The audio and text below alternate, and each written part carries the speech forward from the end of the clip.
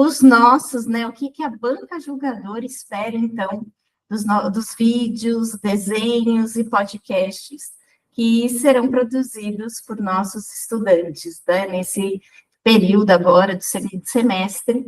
E para concorrer ao prêmio, sua gota faz a diferença. Então, Rafa, com você, muito obrigada. Ah, gente, não esqueçam de registrar presença no chat, tá bom? Maravilha, André. Obrigado. Bom dia, pessoal. Prazer já começar o dia já com tanta gente bacana aqui, trocas de experiências, né? Super legais. Então, prazer estar aqui novamente.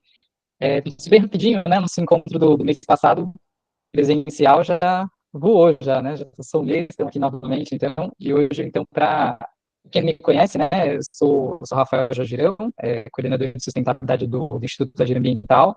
E está sendo um prazer esse ano estar apoiando o Gota d'Água.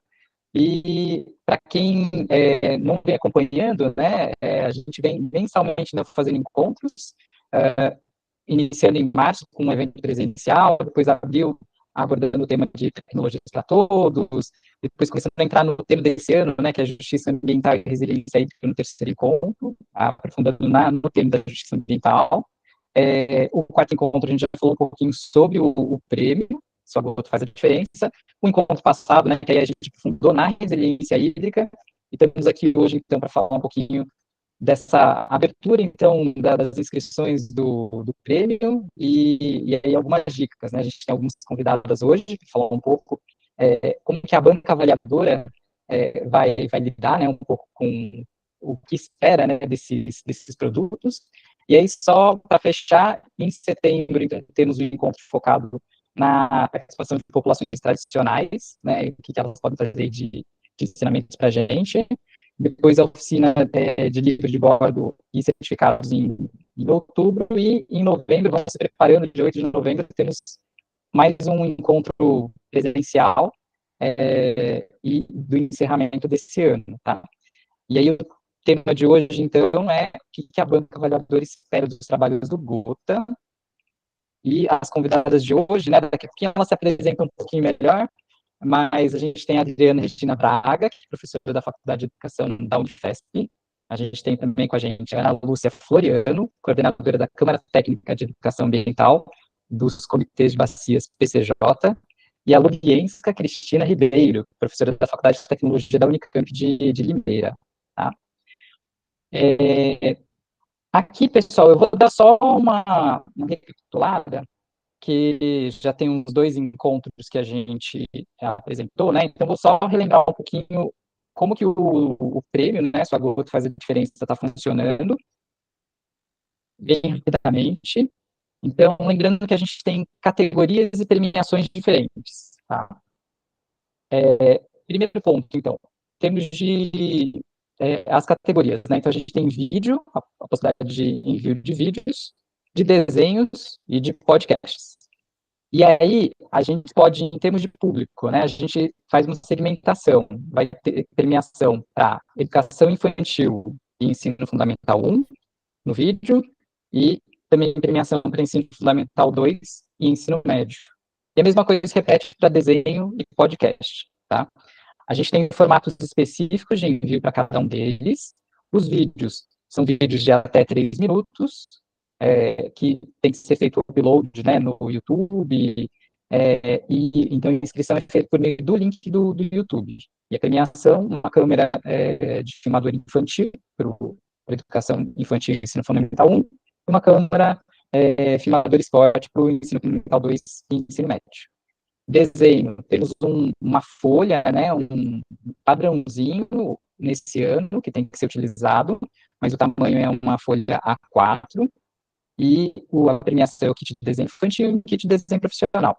E o podcast com um máximo, né, de envio, né, de até 20 minutos de produção do podcast, também subindo no Spotify, no YouTube ou alguma outra rede, né, então envio também, inscrição feita também por meio de um link, e aí a premiação um kit podcast com fone e microfone, e para o ensino fundamental 2 e ensino médio, o kit de podcast, além, tendo a mesa também. Tá? Vou deixar esse link aqui para vocês, né? Deixa eu pegar aqui, com todos os materiais, o regulamento, na verdade, aqui, mas eu já vou colocar os dois já, que o próximo na sequência já são os materiais. Então, para quem ainda não tem esse link, vou deixar aqui para vocês. Okay.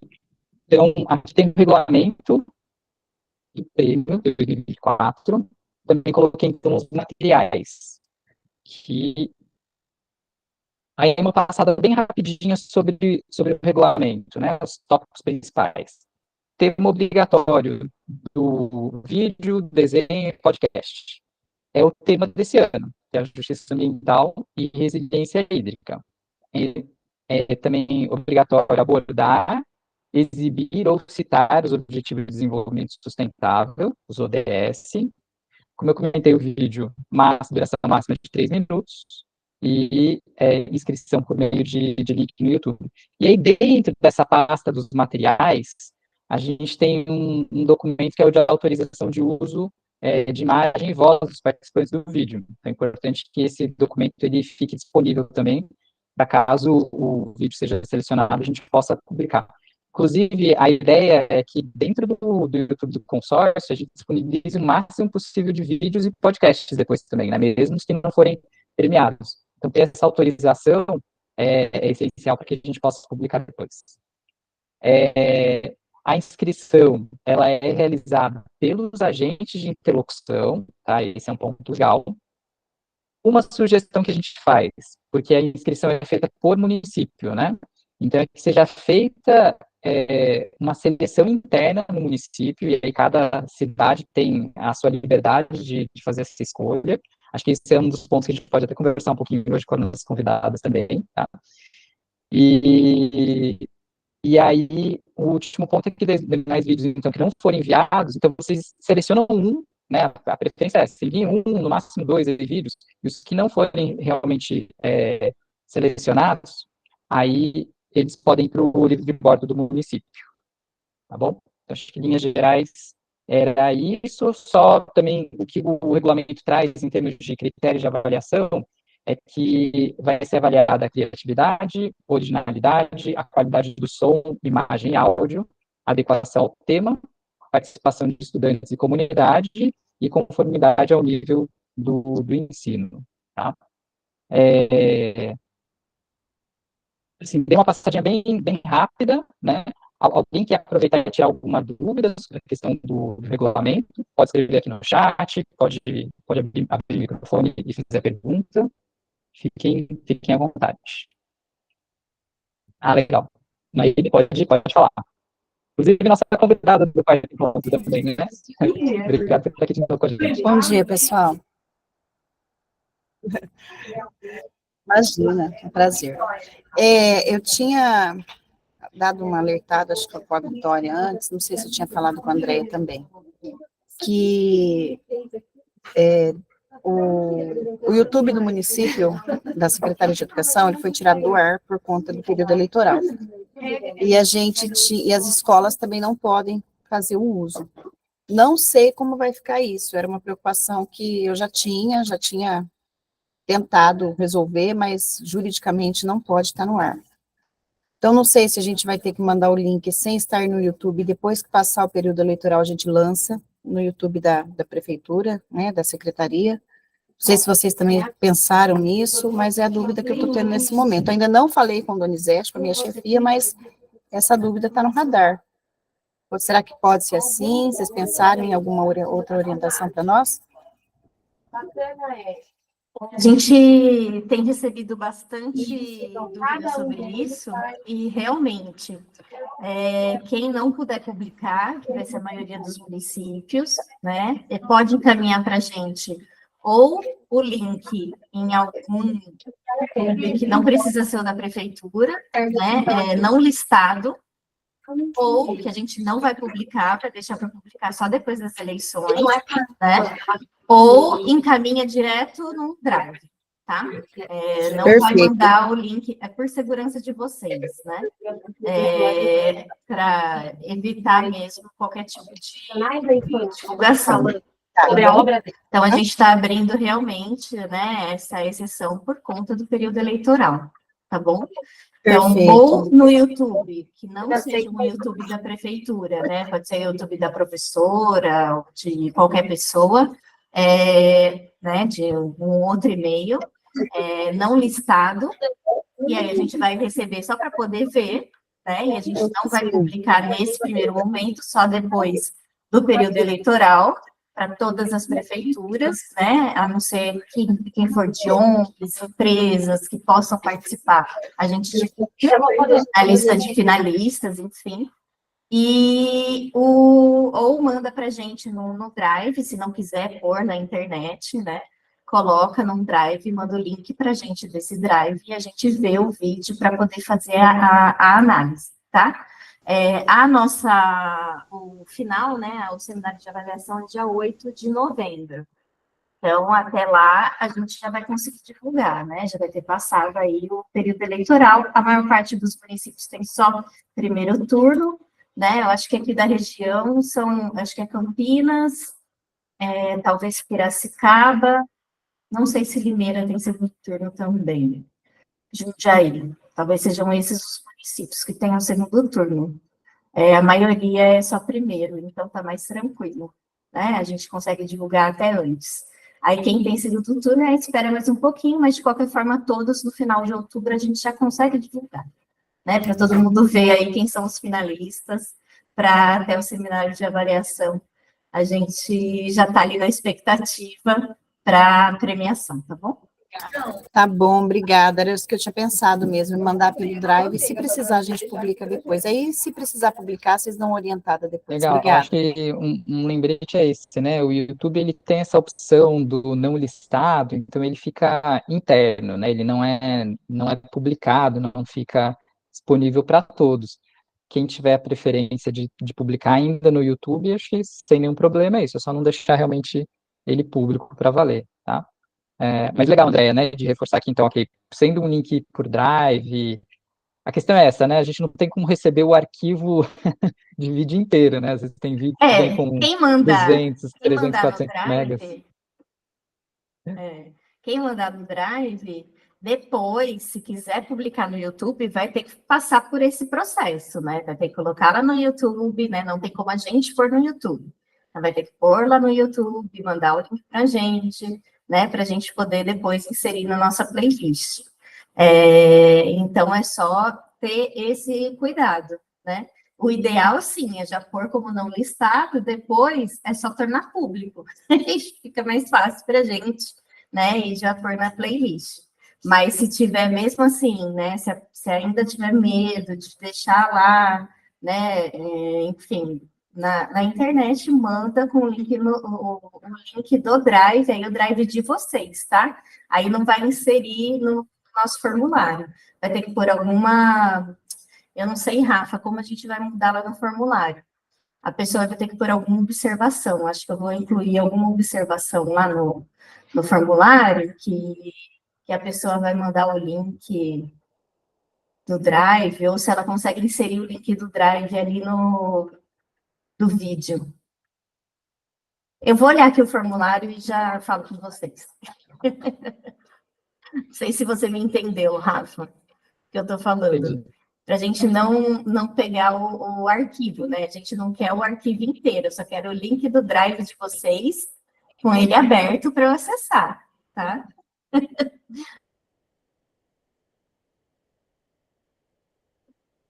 Legal. Eu acho que a lá de inscrição está justamente uma caixinha de texto para inserção de links. Então, acho que não tem como subir, fazer upload de arquivo de qualquer forma. É só link mesmo. Então, não tá tranquilo. Ana Lu, vou aproveitar. Você quer né, já passar um pouquinho a bola para as convidadas, então, né? Se quiser começar então com você, por gentileza, se apresenta um pouco, conta um pouquinho também do seu trabalho. E aí tem dois pontos legais, né? Além de você que já participou dos prêmios dos anos anteriores, então tem toda essa bagagem já de como foi a avaliação e o que vocês esperam realmente encontrar, né, desses vídeos, agora falando do vídeo especificamente, mas acho legal também um pouco, se você quiser dar uma sugestão, desse processo interno dos municípios, né? A gente sabe que tem várias escolas que vão acabar participando, e tem desde da etapa de produção dos vídeos, né? Então, se vocês tiverem dicas, Ana Lúcia, Adriana e Lubi, né? Tanto na parte de produção, quanto depois dessa seleção interna, né, na cidade. Se tiverem dicas, então, para os vídeos, fiquem super à vontade. Ana Lu?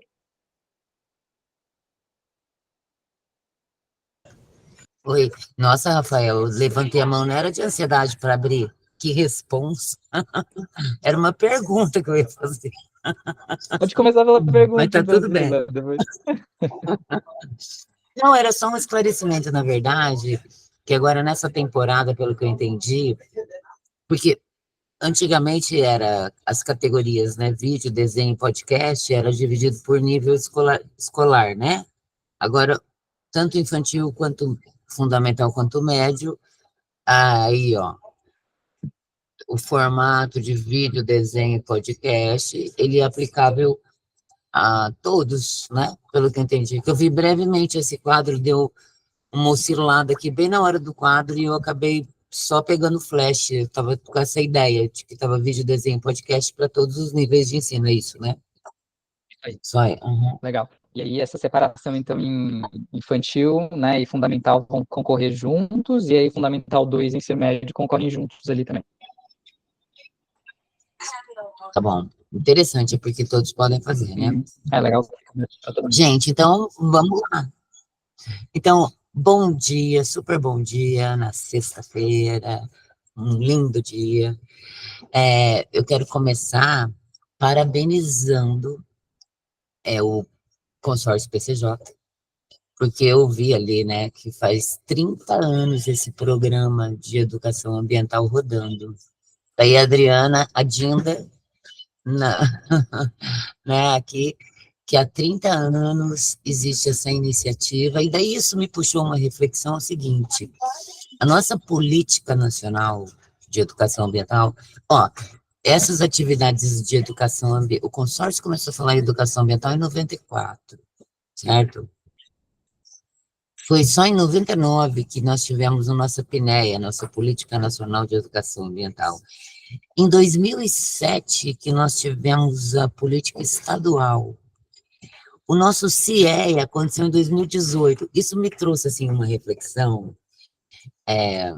Desculpa, eu estou falando sopinha de letrinha, né? Desculpa. O CIEA, Comissão Interestadual de Educação Ambiental, a PNEA, Política Nacional de Educação Ambiental, né? A Política Estadual de Educação Ambiental.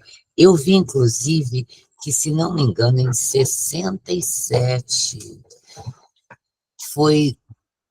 surgiu a expressão educação ambiental, né? Em 67, numa conferência na Grã-Bretanha.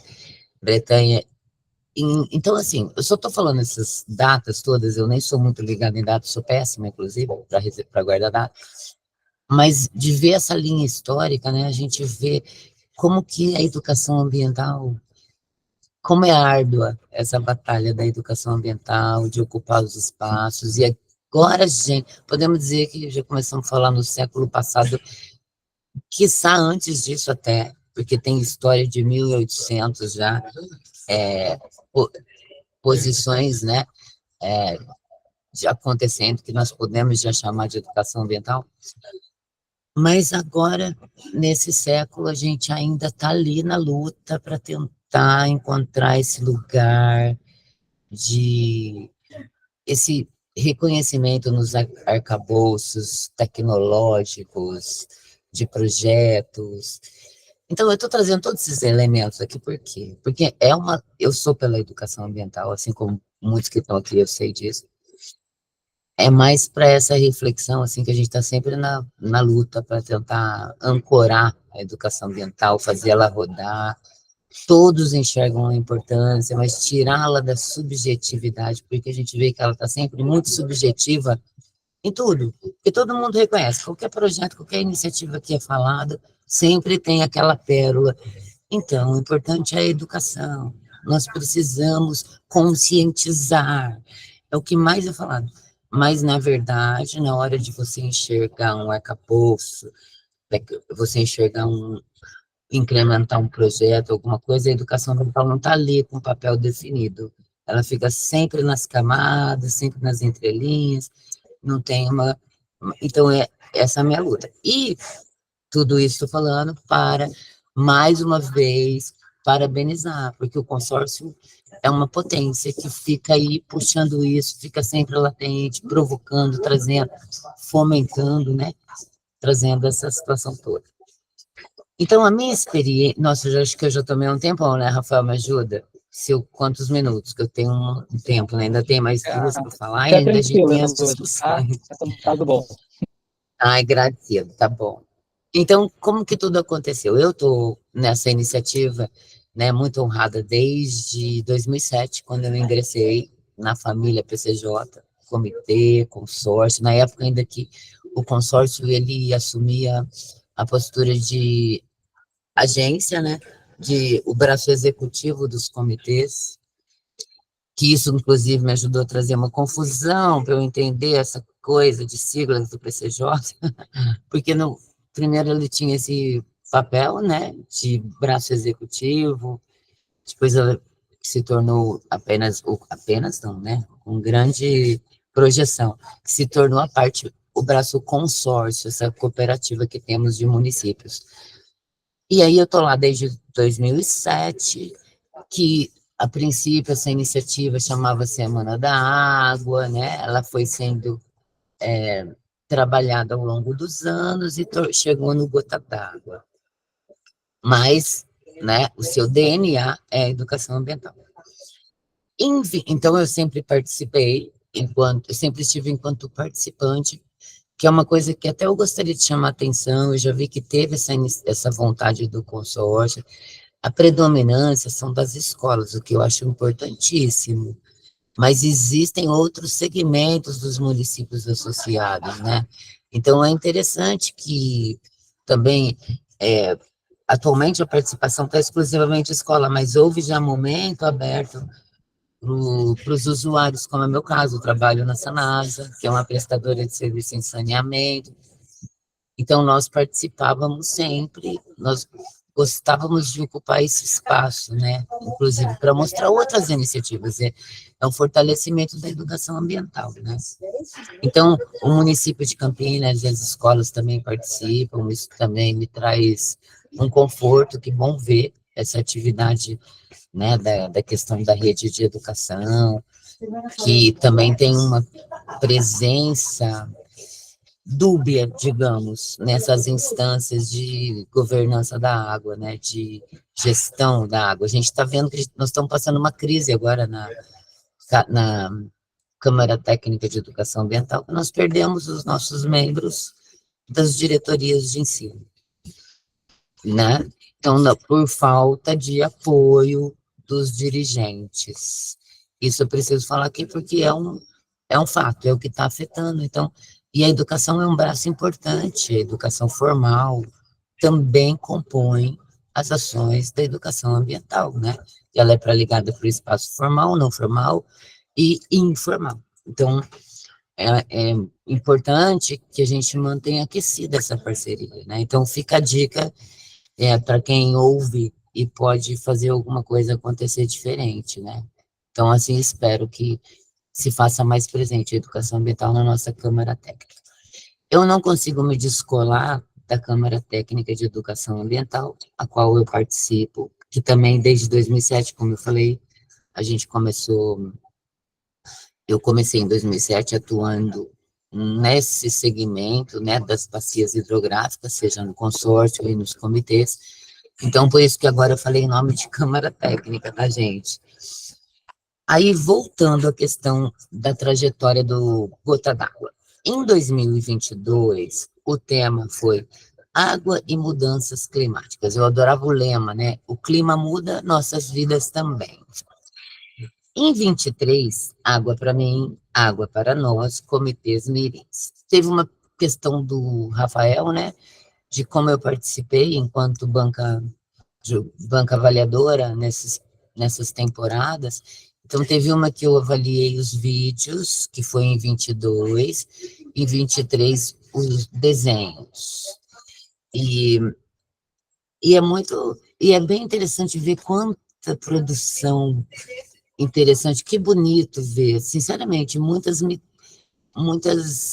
muitas obras, digamos, né? Porque são obras mesmo, produção desses professores, das escolas, me impactaram muito, assim, me emocionaram de ver o engajamento desses alunos, a criatividade, o envolvimento, né?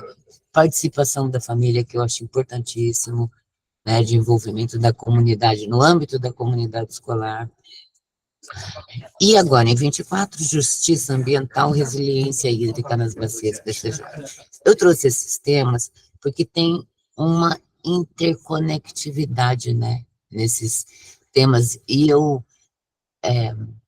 é possível, inclusive, que as escolas, eu assim espero, aí já entra um spoilerzinho do que nós esperamos enquanto banca avaliadora, que elas tragam uma coerência nessa trajetória, porque ao longo das temporadas do projeto Gota d'Água, né, ao longo de todas essas temporadas, um assunto conversa com o outro, evidente, e eu acredito que é mais uma maneira, um mecanismo de fortalecimento. A gente não pode esquecer a temporada passada, por exemplo, os comitês mirins.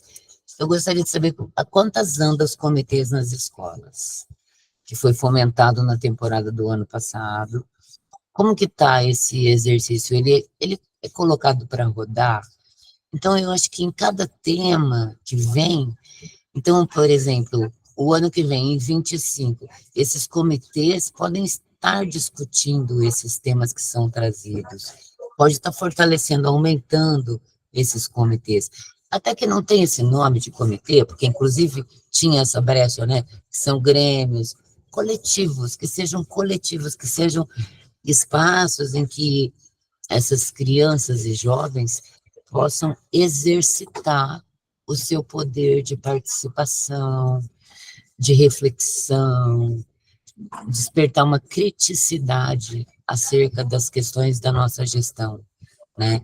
Porque, por exemplo, através desse exercício, é um exercício cidadão, os comitês, eu acredito que os comitês mirins, eles sejam uma parte formativa até. Eu acho que o Gota d'Água em si, não os comitês mirins só, o Gota d'Água dentro das escolas, principalmente, porque a gente está falando de crianças e jovens, não que eu seja daquela linha que fala que a educação ambiental é feita só para criança, não é isso, longe disso, inclusive, né, mas que a importância que tem as crianças, é claro. Então, é um processo formativo, o Gota d'Água. As crianças vão discutindo temas contemporâneos, as crianças e jovens, então vão descobrindo maneiras de ocuparem espaços, de contribuírem com tomadas de decisão. Isso é um processo formativo muito forte para mim, muito potente, para quando essas crianças estiverem ali na fase adulta, no jovem vem para o PCJ, né? O pessoal aqui da CT que sabe do que eu estou falando, que nós temos essa iniciativa também lá nos comitês, do jovem vir para o PCJ. Então, não é nada desconectado, está tudo ligado. Então, a formação dessas crianças é importantíssimo para que eles sejam futuros jovens e adultos, cidadãos que ocupem os espaços, contribuam com a gestão participativa da água, que é inerente à gestão das águas, né? Que seja coletiva, participativa. Então, já estou encerrando, tá bom, Rafael? Agora, assim, voltando. Então, tem essa história, eu quis trazer essa linha dos períodos, dos temas que foram desenvolvidos. Agora, o que espero enquanto membro de banca avaliadora?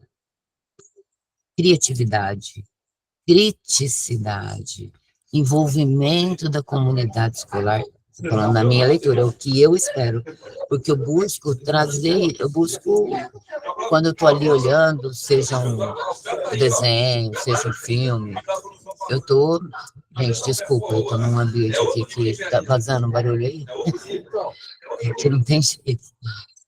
E quando eu estou envolvida nisso, dos filmes, dos desenhos, esse olhar que eu tenho, eu estou atenta de quão anda a participação, aquela participação que não é só estar presente ali no vídeo, né? A participação que eu digo é estar ativamente ali, fazendo rodar aquela atividade, de estar inteiro. Vocês estão ouvindo, gente? Está interferindo demais? Tá dando para entender sim, Ana. Então, a avaliação... Desculpa, fala. Não, tranquilo, tá dando para te ouvir bem. Ah, então tá bom. É que é o diretor, né, gente? Eu não vou chamar a atenção do diretor. Oh, por favor, todo mundo tá ouvindo.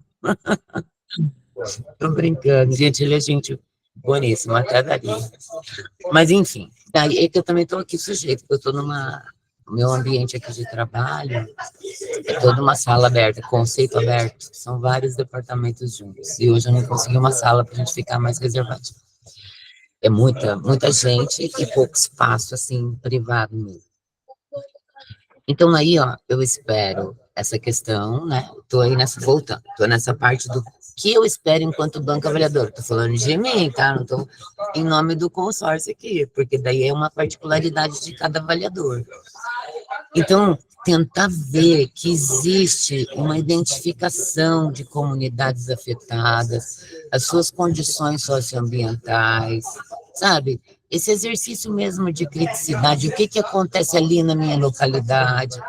Claro que cada nível de ensino que a gente está falando, infantil ou médio, é evidente, isso daí também eu nem preciso falar, porque os professores, os pedagogos sabem que tipo de abordagem usar para cada fase, cada faixa. Mas o importante é que traga isso, conceitos.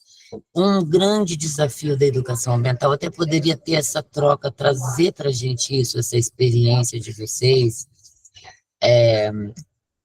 assim, traduzir em uma linguagem mais clara, porque tem determinadas situações no universo da gestão das águas que é complicado para a gente traduzir, para trazer um entendimento, um alcance. Até hoje, gente, eu confesso que, para mim, é muito difícil o entendimento dessa questão de vazão hídrica dos rios.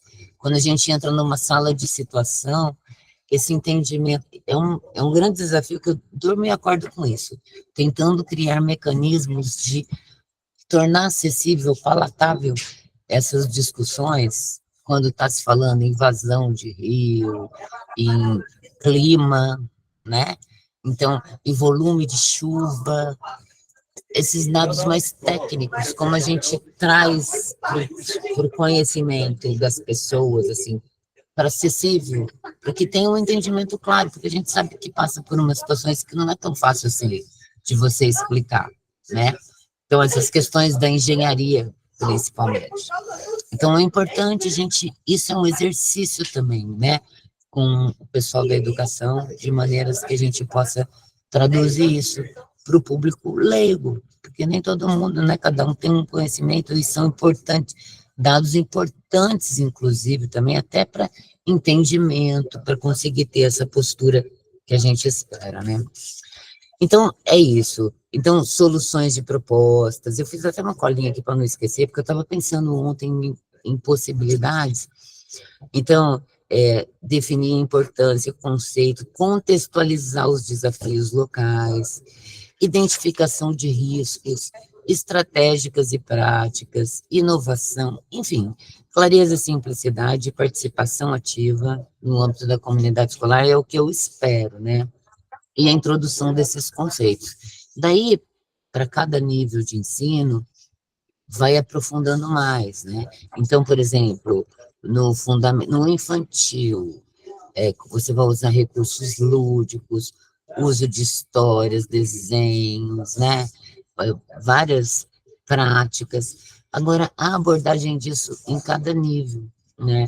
Então, que consegue incentivar trabalhos, compreensão dos impactos socioambientais, como a gente consegue mitigar os impactos negativos, potencializar os impactos positivos, a partir desse olhar sistêmico de como que nós, enquanto cidadãos, como que a gente pode, como a gente interage com esses aspectos, como a gente pode fazer para efetivar, né? Enfim, gente, o que eu espero é efetividade da política de educação ambiental, efetividade de um cidadão crítico, consciente, emancipado. É isso que eu espero. E através dessa atividade, através desse exercício dessas atividades que vocês vão apresentar aqui no Gota d'Água. E, por fim, fica a dica, o site do consórcio PCJ é riquíssimo, é uma mineração riquíssima que você pode fazer lá, tá? Não precisa nem de inteligência artificial, porque tem uma inteligência natural ali no site do PCJ. Eu aconselho que vocês bebam da biblioteca do PCJ, inclusive porque tem esses assuntos lá, para trabalhar esse tema do Gota d'Água. Ela tem publicações, tem imagens, tem muito material, tem uma riqueza de material que também é interessante, até mesmo para trazer uma coerência, assim, uma linguagem do que a gente está falando no nosso território de bacias PCJ, né? Porque é muito importante que nós possamos olhar local. É a máxima ambientalista, não é essa? Pensar global e agir local. Então, para que nós possamos pensar local. E, de novo, finalmente, Rafael, já falei 3 finalmente, agora que eu fiz, mas agora é mesmo. A dica para os municípios. Por exemplo, o município Campinas lançou, aí fica a dica para quem está aqui em Campinas, lançou o Plano Local de Ação Climática, o PLAC. Inclusive está lá no consórcio, tem também essa informação, tá? Então ele elenca, eu acho que é legal, porque ele elenca ações em curto, médio e longo prazo, curto considerando um horizonte até 2032, médio até 2040, longo 2050. Eu acho que é até interessante, inclusive tem, que eu achei interessante, vai ter uma capacitação de líderes comunitários. Eu estou falando tudo isso, aquela questão de agir local. É importante que as escolas que estejam presentes olhem o que está acontecendo, que iniciativa que tem ali no seu município, da questão de justiça ambiental, resiliência hídrica, até mesmo se tem injustiça ambiental. Olha ali no seu município. Então, é uma maneira de também entender, né, se posicionar, como que está meu município nesse aspecto? O que que eu preciso fazer? Ou, que nem no caso aqui, esse PLAC, ele está elencando ações no horizonte até 2050. É importante que os cidadãos campineiros tenham isso no radar. O que está aí? O que que a gestão busca fazer? O que que eu posso fazer para fortalecer o que a gestão busca? A gestão muda, mas os cidadãos acompanhando o que está sendo preconizado, as iniciativas ali locais, é importante que vai fazendo isso acontecer, né? E essa discussão no município é muito importante. E o Gota d'Água, eu acredito que seja uma oportunidade para isso, para tentar olhar para o seu município e trazer fatos reais. Baseado em fatos reais, discutam com as crianças. Vocês sabem, vocês da educação sabem muito melhor que eu como fazer isso, né? Com maestria, de acordo com as idades. Enfim, gente, ó, é importantíssimo esse Gota d'Água. Parabéns, vida longa, Gota d'Água. E vamos seguir. Será que eu passei muito, Rafael? É isso, gente. Não, Eu espero. Muito rápido. foi ótimo, Ana Lu. Oi, pode falar. Não, foi perfeito. Brigadão. Foi uma aula, assim, muitas dicas. Eu vi que algumas pessoas entraram agora, então, lembrando, né, o encontro está sendo gravado, depois vai ser feito o upload no YouTube do consórcio PCJ, então, quem acabou perdendo as várias e várias dicas aí da Ana Lu, depois recorram então ao YouTube do consórcio PCJ, tá bom? E aí, Ana Lu, acho que só um destaque, você falou vários pontos bem legais, mas quando você começou a falar da coerência e do histórico também, né, dos gotas, achei super legal, fiquei muito curioso de ver os comitês, a Rosângela também colocou aqui dos clubes, né, de educação ambiental. Então, Como será que esses grupos vão se envolver esse ano? Estou muito curioso, né, para ver um vídeo, um podcast desses, então, do histórico, né, do que aconteceu já no passado, esses grupos que participaram, se eles vão agora se envolver também e conseguir produzir alguma coisa que chegue até a gente, né? Estou muito curioso. Legal, gente. Quem tiver dúvida, tá? Fiquem à vontade, vão colocando aqui no chat, vão levantando a mãozinha aqui. Vou passar a bola agora para a Luby. Luby, se apresenta um pouco também e fica à vontade. Se tiver alguma outra dica aqui para complementar na questão dos vídeos, fica super à vontade. Bom dia a todos. Meu nome é Lubienska, mas vocês podem me chamar de Luby, né? Eu sou professora já há algum tempo na Unicamp, na Faculdade de Tecnologia, que fica em Limeira, né? Estou lá desde 2003, então já tenho um pouquinho de tempo. A minha área de atuação específica é na área de hidráulica, a parte de recursos hídricos, né? A parte de sistemas de abastecimento de água, efetivamente. Mas eu me encantei desde o início que eu comecei a minha carreira acadêmica, eu me encantei muito pela educação ambiental e por trabalhar a extensão, né, dentro da universidade. Então, a educação ambiental, ela permeia a minha vida desde lá, desde 2006, que eu atuo junto à comunidade de Limeira e região, né. Então, a gente tem hoje um programa que tem vários projetos que envolvem várias escolas, várias comunidades diferentes. Então, acredito que por isso, estou muito feliz aqui, agradeço ao consórcio pelo convite de participar aí como avaliadora, né? Então, vou tentar contribuir ao máximo com a equipe do PCJ para que a gente tenha coerência na avaliação dos trabalhos, né? E provavelmente vai ficar comigo aí a parte dos podcasts, é isso, né, Rafa? Não sei se eu vou ter que contribuir um pouquinho com a parte de vídeos também, né?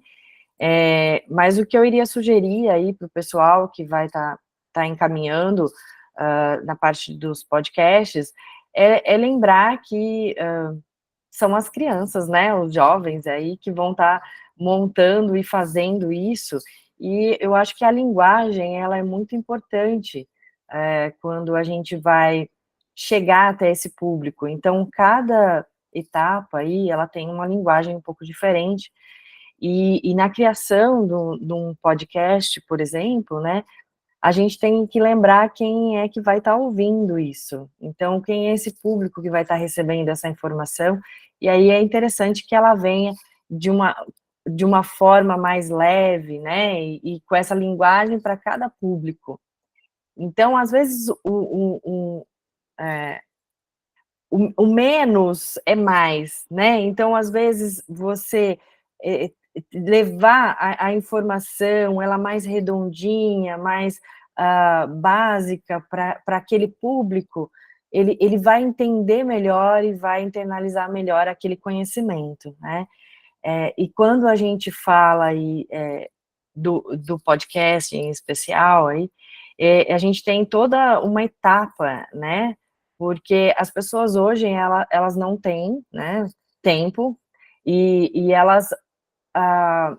elas otimizam o tempo delas enquanto elas estão fazendo outras atividades para escutar esses podcasts, né? Então, o tempo nosso, ali que a gente está dentro do carro, ou a gente está fazendo alguma outra atividade, a gente tenta incluir nesses trajetos, ou nesses percursos aí, ou na hora, a gente vê muitos jovens, né, na hora do banho, né, o som alto, as informações ali acontecendo na hora do banho, na hora do almoço, né, atividades ali, tarefas automáticas que a gente faz, né, tanto as crianças quanto os jovens, elas ocupam esse tempo, às vezes, com algumas informações. E aí, um podcast muito bem elaborado, bem redondinho ali, ele pode passar o conhecimento e a informação da questão da educação ambiental relacionada aí à justiça ambiental e à resiliência hídrica, né, de uma forma muito bacana. Então, o que eu diria toda a parte de planejar o que vai ser feito dentro desse podcast, né? É uma etapa muito importante, né? Ela não pode ser menosprezada, porque ali vai ser definido qual é o objetivo que vocês querem alcançar. Então, aí talvez seja interessante olhar para as ODS que a gente tem e ver dentro desse tema maior da gota aí, né?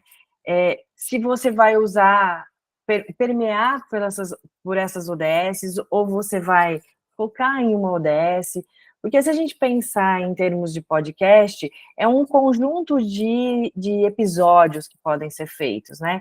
Então, pode ser feito um planejamento e indicado que essas ODS vão ser, por exemplo,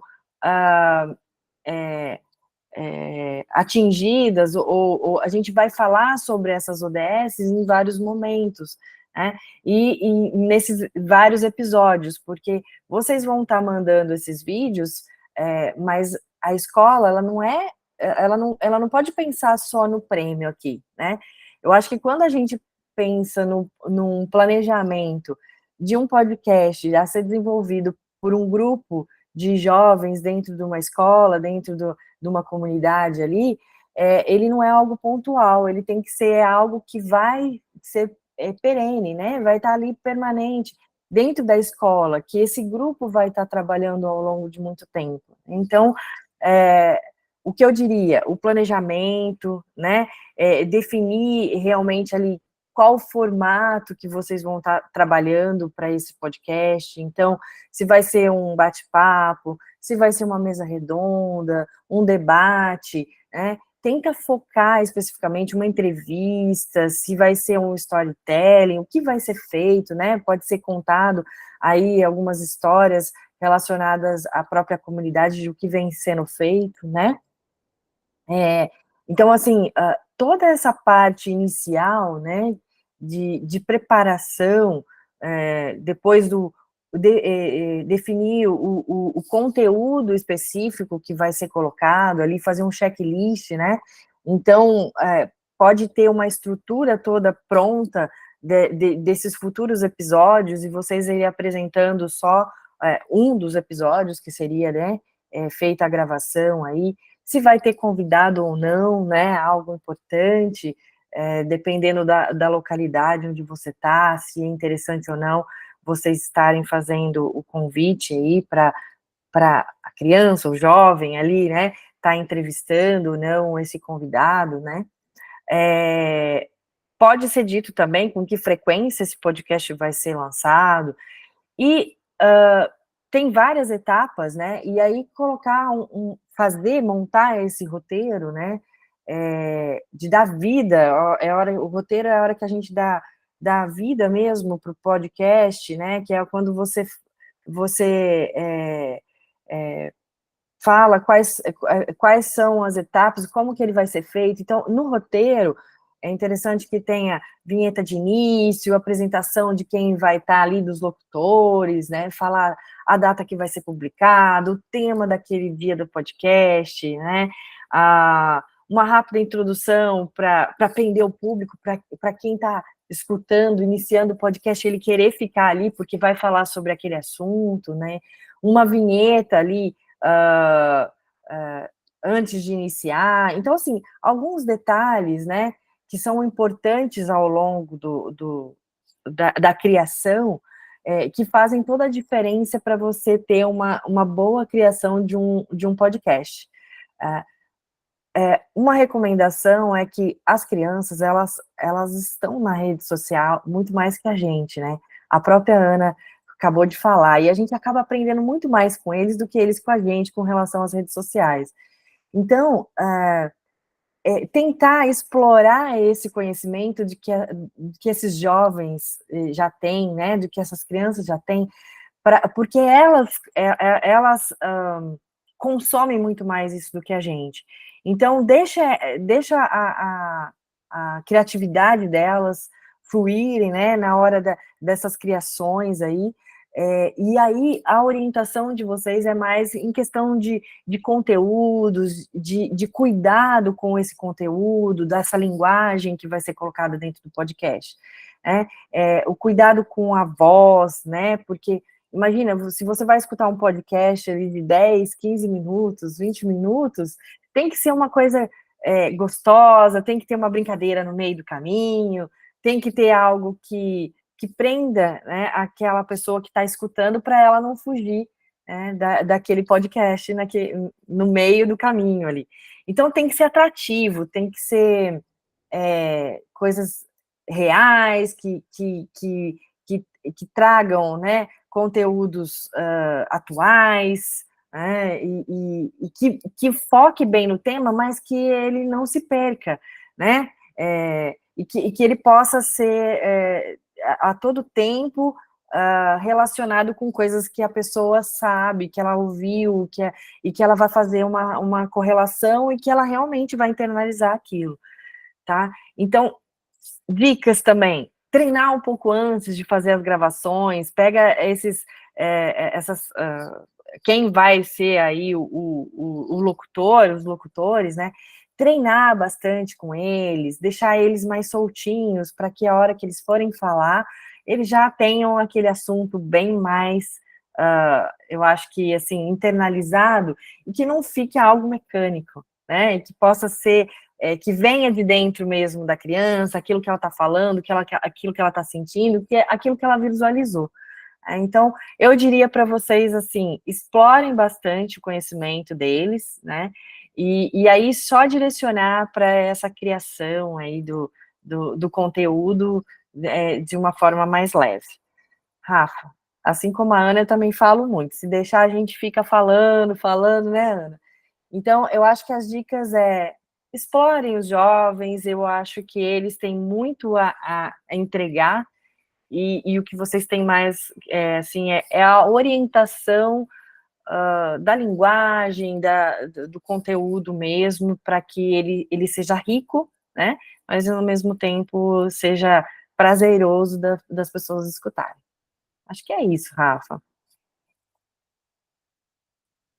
Perfeito, Lúbia. Você estava comentando e eu estava aqui pensando, né, sobre os vídeos e podcasts e algumas experiências que eu já tive com crianças, jovens, adultos, idosos, em gravação, né, tanto de vídeo quanto de podcast. E até assim, se depois vocês quiserem complementar um pouco nessa linha, também fiquem à vontade, mas eu sinto que cada pessoa tem um jeito que funciona melhor, né? Tem gente, por exemplo, que quando é super espontâneo, fala super bem, apontou uma câmera, já dá uma travada. Se é o celular, agora falando dos jovens, né? Se é celular, aí não trava.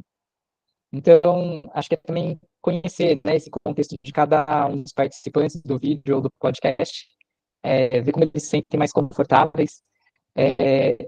Já vi gente que, quando monta um roteiro, eu mesmo, particularmente, assim, quando às vezes eu tenho um roteiro principalmente para vídeo. Quando é podcast é mais tranquilo, né? A gente consegue tá lendo, aí não tem nada filmando, ou mesmo que esteja filmando, você consegue deixar aqui na tela, ainda dá para disfarçar. Agora, quando é vídeo, é meio difícil de ter um roteiro e você ir acompanhando, né? Só o pessoal que está acostumado com o teleprompter e por aí vai, que lê, sem ficar nada mecânico. Então, às vezes, é entender, né, qual que é a melhor dinâmica. É um bate-papo, né, é um bate-bola mesmo, e aí as respostas vão saindo de forma espontânea, e depois a gente edita, né? E é isso, acho que entender cada um dos públicos que está participando, acho que esse era um ponto que, quando vocês dois estavam comentando, eu ficou batendo aqui, ficou martelando aqui na cabeça, e não sei se vocês querem comentar alguma coisa também sobre essas estratégias, né, de filmagem e gravação de som. Eu acho isso extremamente importante, sabe, Rafa? Porque, por exemplo, eu odeio o microfone. Se você me dá um microfone, eu não consigo falar, né? Eu começo a gaguejar, eu tenho algumas dificuldades, então muitas vezes eu pergunto, eu preciso usar? Porque se eu não precisar, eu vou bem. Aí, se eu precisar, eu vou ter que me forçar aquilo, e às vezes eu não me saio muito bem. Então, eu acredito que se a criança, ou jovem ali, ela souber muito bem aquele conteúdo, e ela tiver afinidade com alguma dessas ferramentas, né, que sejam usadas essas ferramentas que eles têm mais habilidades aí. Normalmente os celulares, para eles, é algo muito, muito prático, né? E eles fazem isso o tempo todo, eles estão ali na frente, estão fazendo pequenos reels, gravações, e eles têm uma habilidade muito grande. Então, talvez o próprio vídeo, que ele seja feito dessa forma espontânea que eles fazem, né? E eles têm muita criatividade. Então, joga para eles. Eu acho que essa é a ideia. E vocês jogam o conteúdo, né? Vocês jogam ali, faz toda essa busca que a Ana falou, né? E lembre-se que muitas vezes o menos é mais. Eu tenho muito disso, porque às vezes a gente vê conteúdos que são colocados assim, e as pessoas querem falar tudo, e não falam nada, né? E às vezes um episódio feito, muito bem feito, sobre um tema bem pequeno, mas que ele chega para todo mundo, é muito mais relevante. Né? Então, só tomar bastante cuidado, porque é um mundo à parte, né? A questão de conteúdos que a gente tem na internet, e às vezes focar é difícil, né? A gente vê isso até nos mestrados, doutorados, que às vezes os alunos eles vão se perdendo porque eles querem fazer demais. E às vezes o pouco bem feito faz toda a diferença, né? E se a gente falar no tempo aí, igual a Ana colocou, né, que a gente está tentando fazer essa questão da educação ambiental, ela ser algo, eu acho que já pertencente ao indivíduo ali, que ele entenda as questões ambientais, né, que ele entenda, na verdade, eu acho que quem é ele no mundo, né, se ele fizer esse entendimento ali, qual é a função dele, ele vai conseguir associar essas questões de mundo, né, e se posicionar. Então, eu acho que pequenos assuntos bem colocados, de forma a todos entenderem ali, com uma linguagem para cada público. Então, é o que você falou, Rafa, se eu vou falar com pessoas mais experientes, acima dos 60 anos, é uma linguagem diferente. Eu vou falar com uma criança de 7, 8 anos, é outra linguagem, é outra forma, né? Então, a gente tem que ter esse olhar, né? Para quem é que eu estou falando? Qual é o meu público? Então, toda essa questão da montagem de um vídeo ou de um podcast, ela tem que ser bem planejada. Então, não menosprezar essa etapa do planejar, né? Da criação toda, o antes de começar a produção efetivamente. Legal, muito obrigado. Adriana, eu ia te inserir antes, mas a conversa foi fluindo aqui. Quer aproveitar e complementar também, antes de entrar em desenho, né? Quer complementar alguma coisa de vídeo ou podcast? E se apresenta também para o pessoal, por gentileza. Não, eu acho que as colegas fizeram uma apresentação muito, muito interessante, muito complementar uma à outra, né? Eu achei, parabenizar a Ana, né, pela forma com que ela colocou toda essa questão, né, e a Lube, especialmente sobre essas questões técnicas, essa questão, né, esse foco, né, no menos é mais, né, e nesse direcionamento, eu acho que elas foram muito felizes na colocação. Eu sou professora da Universidade Federal de São Paulo, né, trabalhei muitos anos com o consórcio e na questão da educação ambiental. Eu queria parabenizar o consórcio, eu acho que o que eu queria falar um pouquinho é sobre o tema, sabe? Ter muito claro o que é justiça ambiental. Eu acho que trabalhar o tema, olhar mesmo o que é justiça. Quando a gente fala em justiça, a gente está falando em direitos, né? Então, assim, a questão de recursos hídricos, assim, envolve a água, ela envolve a qualidade de vida das pessoas, a vida das pessoas, e isso é direito. Então, qualquer coisa que impeça as pessoas de terem acesso à água, impeçam as pessoas de terem qualidade de saneamento, você está ferindo a questão da justiça. Nós estamos falando de justiça ambiental, né? E assim, quando a gente fala em justiça, a gente tem que pensar nas injustiças, né? Que a gente também tem em relação à questão hídrica, né? Então, eu tenho trabalhado muito em relação à justiça e injustiça ambiental, a questão do termo racismo ambiental, que, assim, as pessoas que sofrem com os impactos do descaso ambiental com o planeta, elas têm classe social, gente, elas têm cor de pele, sabe? Então, a gente sabe, assim, que o problema ambiental, ele não vai, ele vai abarcar todo mundo, mas existem as pessoas que sofrem mais, né? Quando a gente pensa nas enchentes no sul, né? Eu tenho uma aluna, uma mestranda, que o tio dela teve a propriedade toda alagada e tudo mais, e ele é uma pessoa de muitos recursos. E, então, ele precisou sair da propriedade dele e ficar numa propriedade que ele tem na praia, na beira-mar, tal, então. Então, é claro que ele teve um impacto, mas é diferente das pessoas que nunca mais vão poder se restabelecer, né, em relação ao que aconteceu. Foi uma tragédia que, para algumas pessoas, modificou a história familiar, assim, elas não se restabelecerão mais, né, assim, não terão mais o que elas tinham. Então, a questão ambiental, quando a gente fala em justiça ambiental, a gente está falando de que as ações ambientais, elas acabam, o descaso, as políticas ambientais, elas atingem muito mais e profundamente pessoas que já vivem uma situação de injustiça há muito tempo, né? E isso se repercute principalmente em algumas classes sociais. E eu acho que é importante trabalhar isso, porque o direito, gente, ele está diretamente relacionado à questão de que, independente das pessoas cumprirem ou não com seus deveres, a gente não retira direito de ninguém.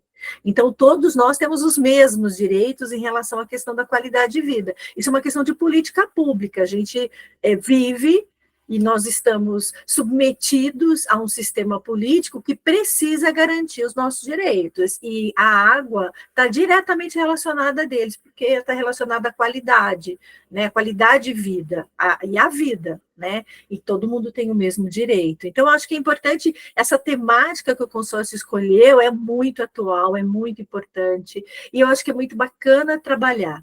E, assim, o que eu espero e o que eu acho que a gente precisa, enquanto educador, é entender que educar não é adestrar, né? Então, a gente não pode trabalhar com essas crianças com o discurso de adestramento, sabe?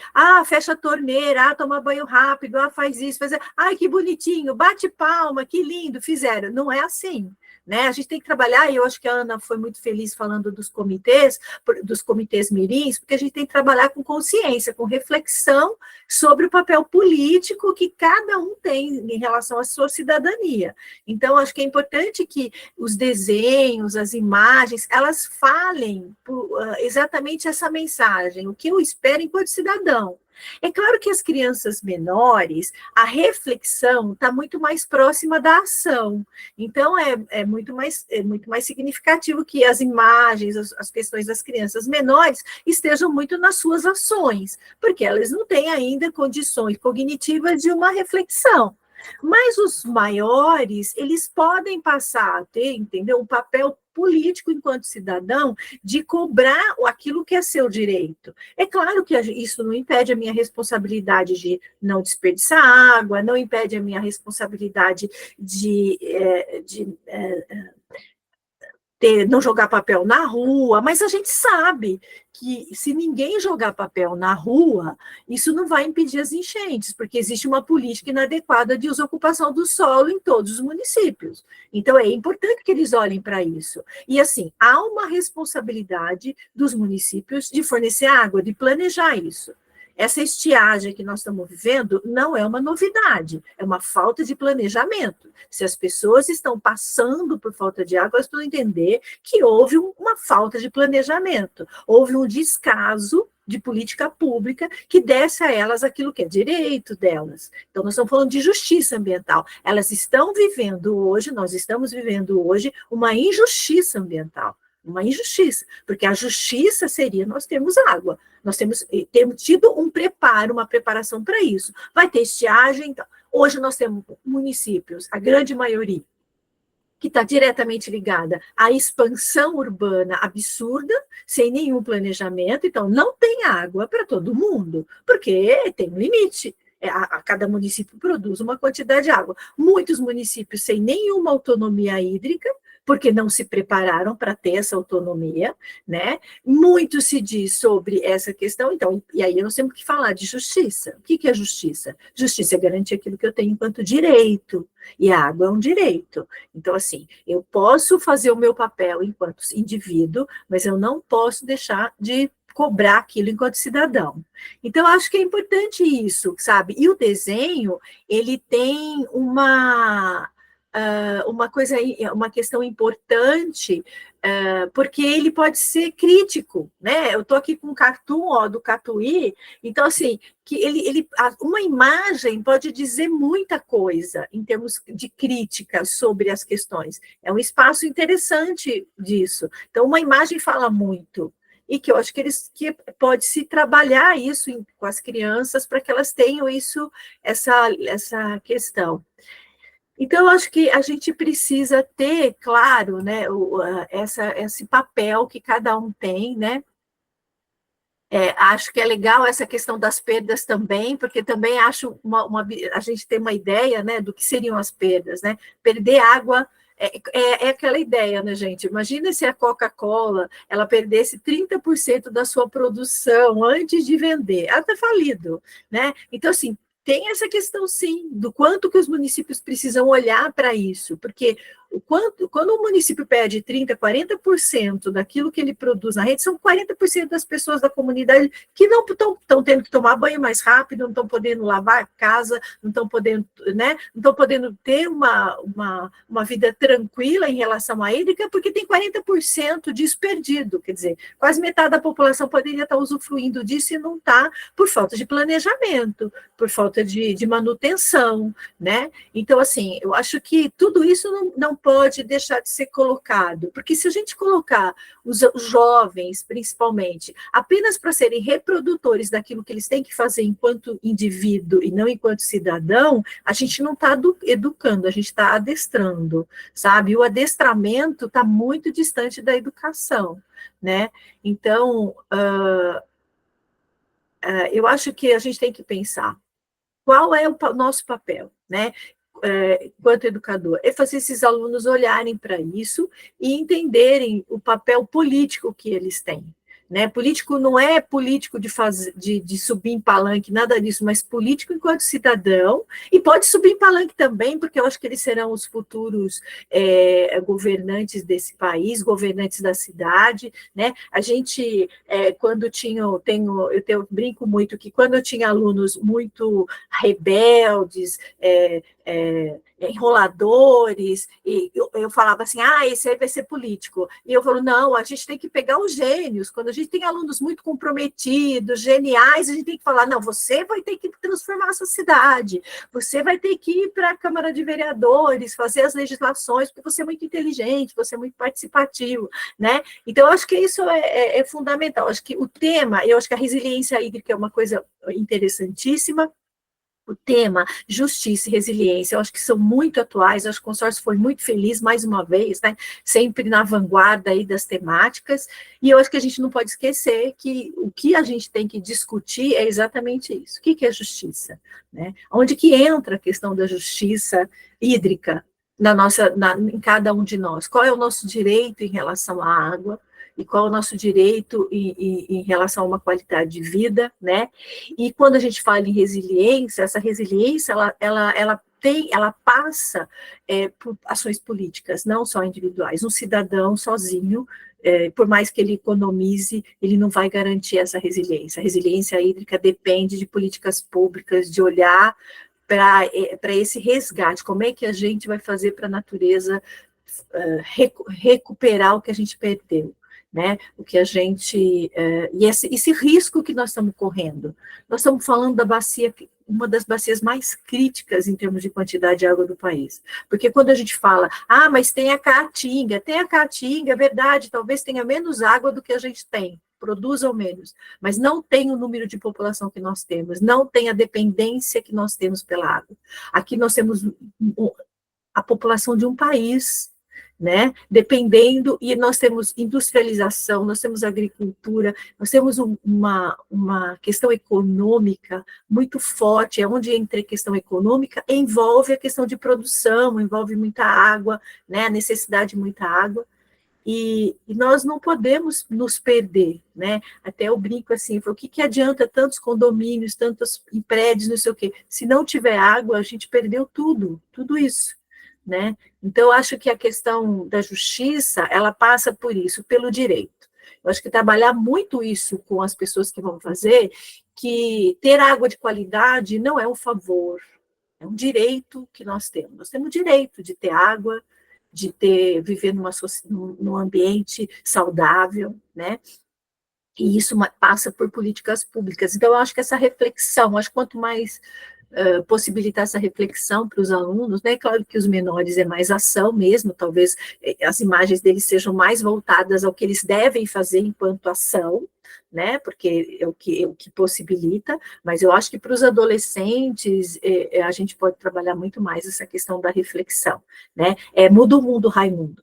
Né? A gente tem muitos Raimundos aí para mudar o mundo, né? Então, acho que essa é a ideia aí da transformação e do quanto a educação pode ser transformadora nisso, né? E é isso. Desculpa se eu falei muito, queria agradecer as colegas que foram brilhantes na forma de apresentar e de orientar, né?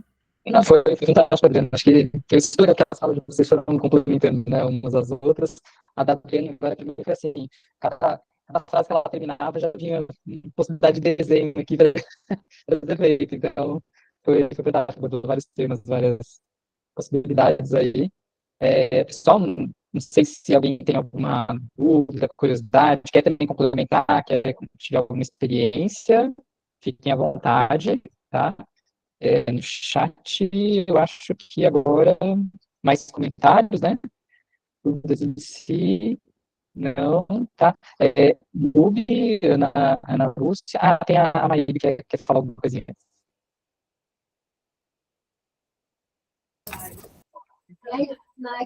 Eu comecei a participação no projeto Gota d'Água, eu acredito que em 2002, quando eu assumi as atividades de educação ambiental na secretaria, lá atrás, aqui em Hortolândia. E eu tive muitas formações com a Adriana Braga. E eu tenho muitas lembranças boas. E foi em Valinhos isso. E, assim, a gente viveu algumas histórias, eram turmas grandes de formação. A gente fez um tour até ali perto da rodoviária, não sei se é a Câmara ou se é a Prefeitura por ali. E é um prazer revê-la e tê-la pertinho da gente de novo. A sua história ficou e faz parte da nossa. Conheci a Ana Lúcia quando a gente teve aquela roda de conversa de mulheres, numa das formações, eu acredito que no ano passado. E é muito gostoso ouvi-la. E as dicas que vocês nos dão ajudam muito para que a gente ajude as escolas também neste trabalho com qualidade. Porque daí cada município produz o seu trabalho com mais qualidade e isso atinge as nossas crianças, as nossas famílias. E a Lube, que também trouxe aí ideias riquíssimas do podcast. O Murilo já tinha nos atentado bastante, porque o Murilo vive podcast, né? Eu olho para ele e falo assim, você é um verdadeiro podcast, Murilo. Mas, assim, as dicas foram excelentes e eu agradeço muito a oportunidade de poder ter ouvido vocês três e para poder matar também essa saudade da Adriana e agradecer a participação. Muito, muito obrigada. Foi muito importante para mim e para a minha história. E a gente traz isso para o município também. Pode deixar que a gente faz a lição de casa.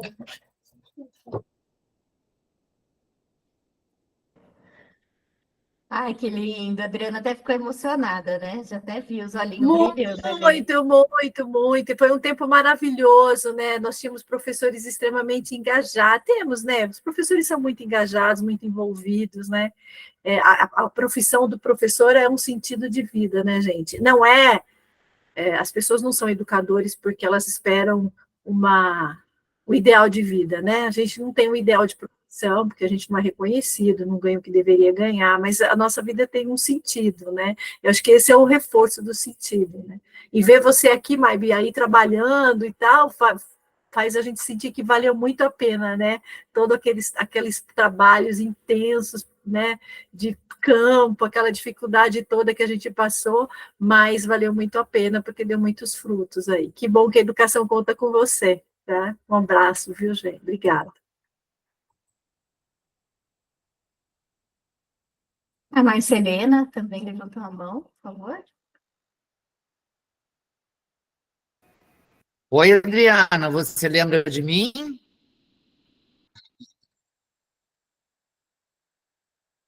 Lembro sim, Márcia, lembro sim. 1996.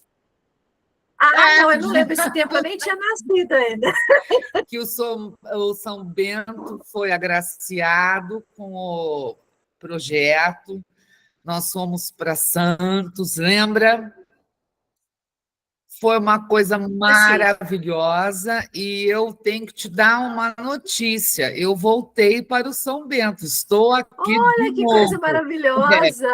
Comecei a minha carreira aqui na prefeitura no São Bento, fui agraciada com o consórcio, a Adriana sempre dando a mão para a gente, as crianças gostaram muito, é zona rural aqui, e agora eu estou aqui felicíssima, revendo tudo que eu pude sentir quando eu iniciei.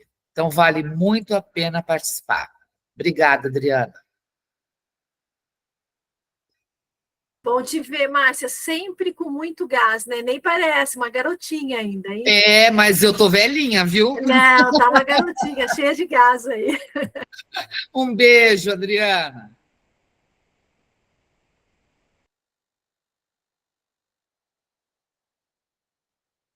Gente, muito bom. Esses reencontros, mesmo virtuais, né, eles já são muito legais.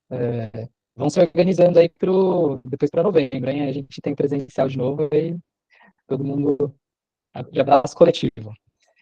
E, pessoal, eu queria reforçar com vocês, então, que a gente antecipou um pouquinho a abertura das inscrições, então o formulário de inscrição para o prêmio já está aberto, eu sei que vocês começaram a produzir agora, né, mas é isso, temos 2 meses, queria reforçar, acho que a data de encerramento, 2 de outubro, tá? Então precisamos que vocês realmente façam até essa data.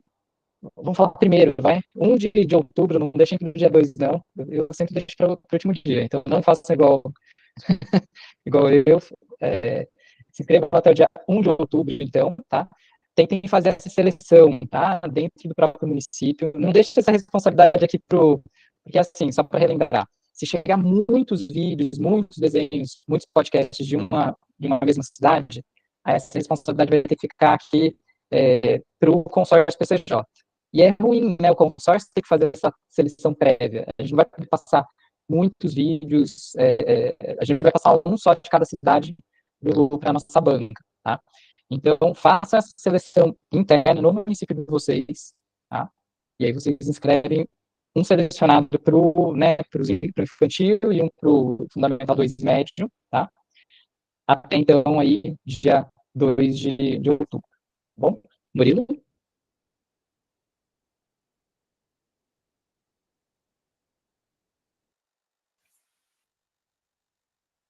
Não, Rafael, eu só queria fazer alguns complementos sobre, principalmente aí a questão das categorias. Dizer que, assim, o desenho nem tanto, mas o vídeo e o podcast, ele acaba dialogando muito com a teoria de jornalismo educador.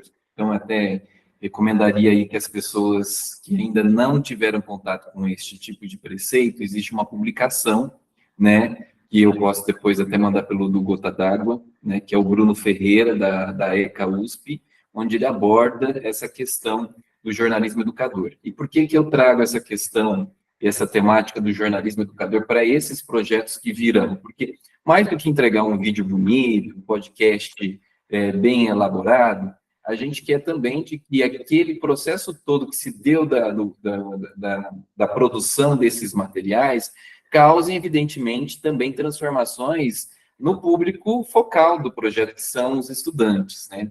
Então, para você chegar num vídeo lá na ponta, bem elaborado, tem alguns processos que eu acho que seria interessante aqui as pessoas terem essa questão. E o que é? Qual que é o processo jornalístico, que é o que se depois adota dentro desses projetos de educação ambiental, né? O processo jornalístico, ele perpassa por etapas. Tem a etapa da pesquisa, tem a etapa da conferência da pesquisa, depois a etapa da elaboração do roteiro, a etapa da validação do roteiro e a gravação e finalização propriamente dita. Isso valendo tanto para a parte de vídeo quanto a parte de podcast. Então, seria interessante aqui, como dica, até para ficar uma dinâmica bem contagiante nos grupos que forem desenvolver os trabalhos audiovisuais, seria dividir a turma, quem for apresentar com os professores aqui, né, for trabalhar com os professores que vão executar os projetos, seria legal dividir essas turmas em grupos, cada grupo ficar responsável por uma questão, então, um grupo vai fazer a pesquisa, outro grupo vai, evidentemente, confirmar aquela pesquisa, né? Verificar se as fontes são qualificadas, se não existe fake news, hoje tomar muito cuidado com isso, tem o chat GPT, né? Então, quem trabalha aí com alunos mais do ensino fundamental 2, nível médio, a gente sabe que hoje em dia as pessoas vão lá no chat GPT, então, nada contra o chat GPT. O chat GPT é uma ferramenta interessante de ser utilizada, ela só não pode ser a única ferramenta no processo de produção. Ele, para ajudar, por exemplo, é uma dica que eu dou, tá? Você vai lá, digita para o chat GPT, desenvolva um roteiro de vídeo sobre o tema tal. Ele vai dar todas as etapas para vocês. Obviamente que não é para pegar aquele produto, né, esse roteiro, e simplesmente ir lá executar o que o chat GPT fala. Não, senta e discute, verifica se aquelas etapas propostas condiz com a temática que vocês vão abordar, né? E, obviamente, usar, então, o chat GPT como uma ferramenta que complementa esse processo.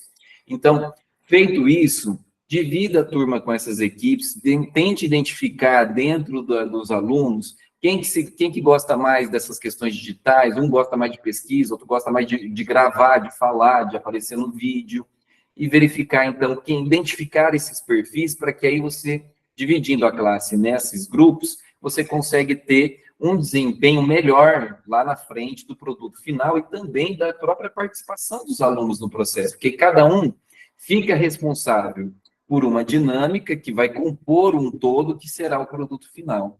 Isso é válido tanto para a questão de vídeo quanto para a questão de podcast. Outra dica que eu acho que é importante deixar tanto para o vídeo quanto para o podcast, a gente sabe que muitas vezes tem questões de problemas de captação de áudio, de imagem, mas hoje em dia com os celulares, gente, todo celular hoje tem uma capacidade assim estupenda de gravação de vídeos e de áudio também. Só que a gente precisa mexer no celular. Não podemos pegar o celular, só virar ele na horizontal ou na vertical e gravar, né? Ou pegar o som e gravar. Então, mexer nas configurações, clicar lá em configurações e opções das filmagens e colocar aquele vídeo, né, numa melhor qualidade, porque o celular ele coloca ali numa média, ele não coloca nem numa gravação de 4K e nem numa gravação, né, de 2K, por exemplo, né? Ele vai colocar no intermediário. Então, dá uma fuçada lá, colocar. Não precisa colocar os vídeos com 60 frames por segundo, tá? Os 60 frames por segundo dá aqueles vídeos, não sei se vocês já notaram no YouTube, que parece quase que um filme do cinema, né? Você consegue ver mais nitidez nos movimentos. Não precisa colocar em 60 frames por segundo, mas também não precisa ser, acho que o padrão do celular é 20 ou 30 frames por segundo. Pode colocar no intermediário entre o que o celular já configura, vem configurado no padrão, e esses 60 frames. 60 frames é qualidade para 4K, não precisa disso, senão vocês vão levar horas para subir o vídeo lá no YouTube. Então, mas dá uma melhorada nessa questão dos frames por segundo, tá? Quanto mais frames, melhor é a qualidade da imagem. Não precisa ser de 60 frames, mas também não precisa ser uma resolução padrão ou baixa. A questão do áudio, tanto do vídeo quanto do podcast, do podcast, então, é fundamental, né? Como a Lubienska até trouxe aqui, uma qualidade de áudio é essencial para o podcast. Se o podcast ficar com o áudio comprometido, você compromete, tudo bem. foi válida a experiência, os alunos participaram, criaram um podcast, legal, mas se a gente pensar num processo que a gente quer que seja replicador, que incentive as pessoas a consumir esse conteúdo que as escolas vão produzir, a gente tem que pensar, sim, na qualidade de áudio. Porque se o áudio ficar comprometido, ninguém vai querer ouvir, né? Então, isso pensando na replicabilidade do projeto, não somente para apresentar aqui, para ganhar a premiação do Gota d'Água. Eu acho que isso também é uma questão que a banca julgadora deve levar em consideração, a replicabilidade dos projetos. Porque é legal, vai lá, por exemplo, chega aqui um projeto de podcast, lindo, maravilhoso, mas ele morreu com aquela turma? Não. Por que não, gente? Cria rádio. Na minha época, a gente tinha, lá no intervalo da escola, uma turma lá se organizava, trouxe um rádio, botava lá uma caixa de som enorme, ficava passando o rádio da emissora que era a Bam Bam Bam da cidade, vez ou outra eles tinham um microfone, ficava falando, dando recadinho, coisa. Agora a gente tem, por que não, motivar de ter uma rádio escola, onde os alunos possam escutar e acompanhar esse conteúdo. Hoje, é verdade que seja, todo mundo tem um celular, por mais simples que seja, tem. E esses aplicativos de podcast funcionam em qualquer celular, de qualquer marca, de qualquer configuração. Então, por que não ter essa rádio escola que os alunos possam acompanhar essas informações, não somente aqui, obviamente, do que interessa para o Gota d'Água, que é a gestão de recursos hídricos, mas sobre a rotina da escola. Então, acho que isso é um ponto muito importante de verificar nos projetos que vão ser apresentados esse ano, a capacidade de replicabilidade. Hoje eu fiz com essa turma X, mas dá para envolver toda a escola? Dá para a gente criar uma cultura de desenvolver uma página na internet da escola, que são até para mostrar o que os alunos estão fazendo, né? Então, eu acho que isso é importante. Então, a captação, mas voltando rapidamente à captação do áudio, existem hoje microfones, eu já comprou aqui com os celulares, se forem os top de linhas, captam maravilhosamente bem, tá? Mas hoje tem microfones, como esse daqui, ó, queria mostrar. Isso aqui, gente, no Mercado Livre, custa coisa de R$50, R$60, não é caro. Obviamente não vai ser uma qualidade do microfone da Globo. Mas o que eu queria mostrar para vocês é de que isso aqui você acopla no celular, aqui embaixo, na parte de baixo do celular, e aí você tem um microfone sem fio, por Bluetooth do celular. Todo celular tem Bluetooth.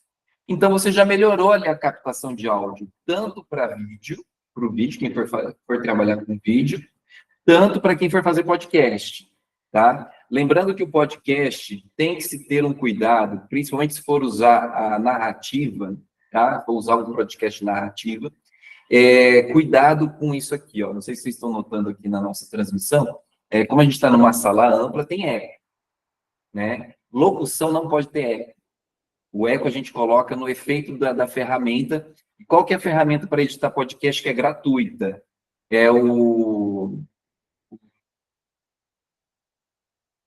Me salva. Esqueci o nome do aplicativo que eu uso.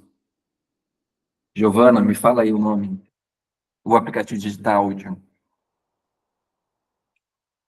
Fala aí, Giovana. Está no curso nosso do podcast, gente. Audacity.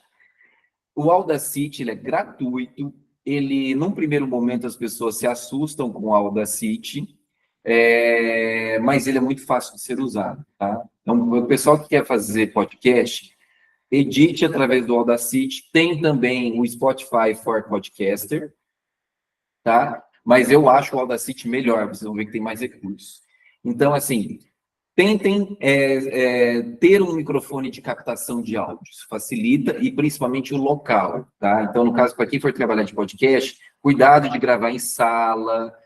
Lá, quem participou da nossa oficina no ano passado, viu que a gente usou de alguns subterfúgios, que é super válido. Joga uma toalha, um cobertor na cabeça e grava, que aí você já abafou o som. Isso para quem for trabalhar com o estilo de podcast, que é o narrativo, tá? Quem for trabalhar com entrevista, também tomar cuidado com o ambiente, mas aí vai facilitar ter o microfone de lapela, esse aqui que eu mostrei para vocês, que é baratinho, você vai no Mercado Livre, qualquer 50, 60 reais você consegue, dá uma chorada aí com o diretor da escola, né? Porque também precisa colaborar, né, gente? né? Mas, se duvidar, às vezes até alunos têm isso em casa. Então, pode consultá-los também, facilita. Então, quem for trabalhar com entrevista, né, for fazer estilo, que é o clássico, o estilo de podcast que mais tem disseminação e é o que o público mais gosta, é o entrevista, tá? Eu adoro o storytelling, né, o narrativo, mas o estilo que é mais usado em podcast é o entrevista, tá? Então, quem for trabalhar com entrevista, ter esse microfonezinho de lapela é legal. Mas também, se não tem, a gente trabalha com o que tem. Cuidado só na hora de captar esse áudio, colocar o celular bem próximo. Então, eram essas dicas que eu queria dar e atentar que aquele curso do ano passado, se nem todo mundo fez, ou quem fez e quer ouvir de novo, está disponível no Spotify. Ele chama AguaCast, o uso de podcasts como uso de metodologia ativa em sala de aula. Ele está disponível, a gente não retirou ainda do ar. A única diferença que vocês vão ver é que são 5 episódios. Todo episódio a gente fala da questão de presença, de confirmar presença, responder os questionários para validação do curso e confirmação de presença. Isso não vai valer mais porque a gente não está emitindo mais certificado desse curso. Talvez vamos editar um novo curso em formato de podcast para que vocês possam ouvir e facilidade. A gente notou que este curso, ele facilita a participação das pessoas, porque você pode ouvir no carro enquanto você está indo e voltando do trabalho, você pode ouvir em casa enquanto você está fazendo alguma coisa, né? Coloca lá o fone de ouvido. Então, facilita a participação das pessoas, o uso, cursaram, né? Fazer um curso em formato de podcast, porque você pode fazer em qualquer momento do seu dia. Está lá na esteira da academia, está fazendo o curso ao mesmo tempo. Então, esse curso está disponível ainda, tem lá episódios que falam justamente dessa questão de edição, captação, da parte técnica, então, facilita para todo mundo isso. Eu recomendo que quem não ouviu, né, não fez o curso no ano passado, faça de novo, está disponível no Spotify, só no Spotify, não adianta buscar nas outras plataformas de streaming, a gente ainda não está o colocando. E aí vocês colocam, acesse pelo Spotify, vocês podem fazer, quem não fez, que aí vai ajudar nesse processo de elaboração de podcast, tá? E sobre o vídeo, aquilo lá, muito cuidado com a questão da imagem e tentem implantar, busquem mais informações sobre essa questão do conceito de jornalismo educador, porque o que o jornalismo educador faz? Ele pega o modus operandi do jornalismo e transforma ele num modus operandi de educação. Então, e isso é fundamental para ter um bom vídeo lá no final. Então, isso tanto para podcast, para o vídeo, enfim, é muito importante fazer essas etapas que compõem o processo jornalístico, né, que é o processo de pesquisa, validação de dados, gravação, edição e finalização. E aí, esse processo todo é extremamente rico e facilita e proporciona, segundo pesquisadores que estão trabalhando com essa temática, amplia essa sensibilização nos alunos. Então, acho que é muito importante também que os projetos tenham em conta nesse processo e justifiquem depois, na apresentação dos seus projetos, o uso do jornalismo educador, já que a gente está falando de produção de vídeo e produção de áudio, que estão ali dialogando diretamente com telejornalismo e radiojornalismo. Então, são essas diquinhas aí que eu queria deixar para vocês. Legal, Murilo. Excelentes dicas. O Lubi, acho que o curso que o Murilo tinha comentado é esse que o André colocou, né? O link do Spotify, então, legal. Pessoal, só para liberar, né? Estamos chegando já no final. Só para liberar quem precisa seguir em frente. Para finalizar mesmo, então, agradecer muito, né? A participação, então, da Ana Lúcia, da Adriana, da Lubi, agora as dicas também do Murilo. Obrigado para todos vocês também que estiveram aqui com a gente. E para quem quiser, né, a gente tem, desde os primeiros encontros, criado atualizado, né, um Padlet de todo mundo que está participando aqui, do Gota d'Água, então eu coloquei o link aqui no chat. E mês que vem, né, temos o nosso 7º encontro. Vai ser um encontro bem interessante, vamos trazer representantes de comunidades tradicionais, esse relacionamento, né, dessas comunidades com o nosso ambiente com florestas, né, com ambiente natural, então vai ser um encontro bem bacana. Coloquei o link também aqui da inscrição no chat, tá? Gente, acho que é isso. Agradecer a Andréia, né, Mari, que estão apoiando a gente aqui hoje no encontro.